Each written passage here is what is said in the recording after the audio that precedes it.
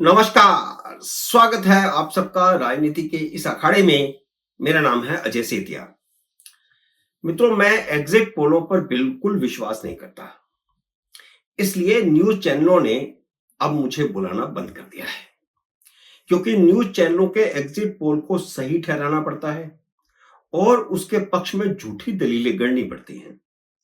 मैं आपको 2023 का 3 विधानसभाओं का एग्जिट पोल याद करवाता हूं। मेरी मुराद मध्य प्रदेश, राजस्थान और छत्तीसगढ़ से है। करीब करीब सारे एग्जिट पोल इन तीनों ही राज्यों में कांग्रेस की सरकार बना रहे थे, लेकिन तीनों ही राज्यों में भाजपा को स्पष्ट बहुमत मिला। लोकसभा चुनावों में किसी भी एग्जिट पोल ने यह नहीं कहा था कि भाजपा को इतनी कम सीटें मिलेंगी। कभी कभी तुक्का लग जाता है, तो वह अलग बात है। एग्जिट पोलों से ज्यादा बेहतर अनुमान जमीनी पत्रकारों का होता है। मैं छत्तीसगढ़ का एक उदाहरण आपके सामने रखता हूं, जहां हर न्यूज चैनल का सर्वे कांग्रेस को दोबारा सत्ता मिला रहा था, स्पष्ट बहुमत से उनकी सरकार बना रहा था। एग्जिट पोल भी यही कह रहे थे। पर छत्तीसगढ़ में काम करने वाले मेरे मित्र अजय भान ने चुनाव से 3 दिन पहले मुझे बातचीत में बताया था कि वे किसी से भी शर्त लगाने को तैयार हैं। छत्तीसगढ़ में कांग्रेस की सबसे बुरी हार होगी, और वही हुआ। अभी सारे देश की निगाह हरियाणा और जम्मू कश्मीर पर लगी है। जम्मू कश्मीर में तो 10 साल बाद चुनाव हो रहे हैं, लेकिन हरियाणा के पिछले चुनावों में एग्जिट पोल आपके सामने रखना जरूरी है। टाइम्स नाउ ने भाजपा को 71 सीटें दी थी। न्यूज 18 ने भाजपा को 70 सीटें दी थी। एबीपी ने भाजपा को 72 सीटें दी थी। रिपब्लिक टीवी ने भी 52 से 62 तक सीटें दी थी। और आई कितनी? सिर्फ 40 सीटें। भाजपा को स्पष्ट बहुमत भी नहीं मिला। इसी तरह कांग्रेस को टाइम्स नो ने 11, न्यूज 18 ने 10, एबीपी ने 8 और रिपब्लिक टीवी ने 15 से 19 तक सीटें दी थी, जबकि कांग्रेस को 30 सीटें मिली और वह एक सशक्त विपक्षी दल के रूप में उभरी। अब हम ताजा एग्जिट पोल पर आते हैं। मैं इन एग्जिट पोलों को न सही मानता हूं न गलत, क्योंकि इस बार पोल एजेंसियों ने एहतियात बरतने की कोशिश की है। इसलिए वे नतीजों के आसपास हो भी सकते हैं। लेकिन देखने वाली बात यह है कि एग्जिट पोल चुनावों के दौरान किए गए सर्वे से एकदम उलट है, और इन्हीं एजेंसियों ने सर्वे किया था, इन्हीं एजेंसियों ने एग्जिट पोल किया है। असल में क्या है कि सर्वे जो होते हैं ना, वह प्रायोजित होते हैं और राजनीतिक दलों की फंडिंग पर निर्भर होते हैं। वे जितना गुड़ डालेंगे उतना मीठा होता है। सर्वे क्योंकि काफी हद तक फ्लोटिंग वोटरों को प्रभावित करते हैं, इसलिए उसमें राजनीतिक दलों की पूंजी लगी होती है।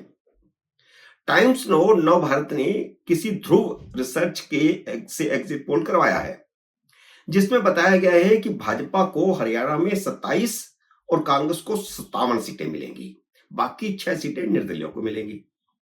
रिपब्लिक टीवी मैट्रिक्स ने कांग्रेस को 52 से 62 सीटें और भाजपा को 18 से 24 सीटें बताई हैं। न्यूज 18 ने कांग्रेस को 58 और भाजपा को 21 सीटें दी हैं।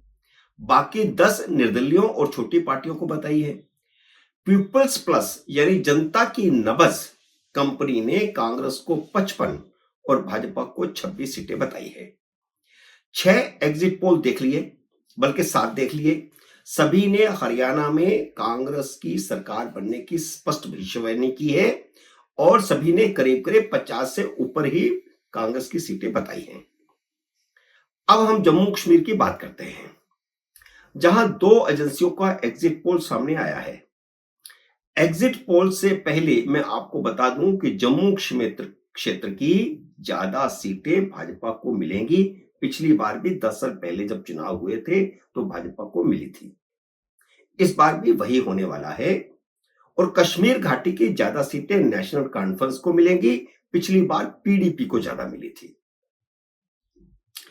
सी वोटर के एग्जिट पोल में बताया गया है कि जम्मू की 43 सीटों में से भाजपा 27 से 31 तक सीटें हासिल कर सकती है और कांग्रेस 10 से 15 तक सीटें हासिल कर सकती है।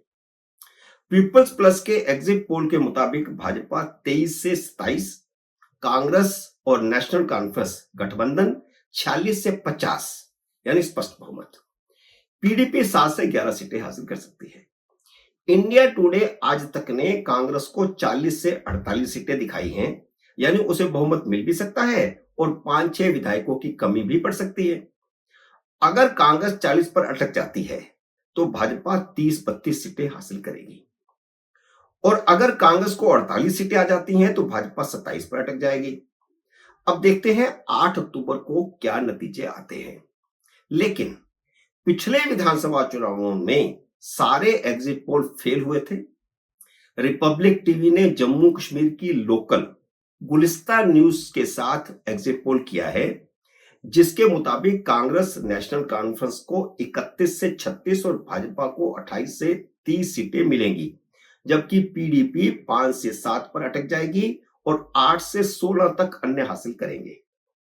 त्रिशंकु विधानसभा का यह एग्जिट पोल वास्तविकता के ज्यादा करीब लगता है और मुझे हरियाणा में भी भले ही कांग्रेस का नंबर ज्यादा होगा, वह बहुमत के नजदीक होगी, लेकिन मुझे हरियाणा में भी हंग असेंबली लगती है और जम्मू कश्मीर में भी हंग असेंबली लगती है।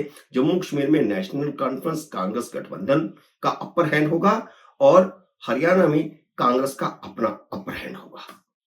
मित्रों, उम्मीद है मेरा ये वीडियो आपको पसंद आया होगा। इसे लाइक और शेयर कीजिए। अगर आपने मेरे YouTube चैनल को अब तक सब्सक्राइब नहीं किया तो कृपया सब्सक्राइब करके अपना आशीर्वाद दीजिए। जल्दी मिलते हैं अगली वीडियो में किसी अन्य विषय के साथ। तब तक नमस्कार।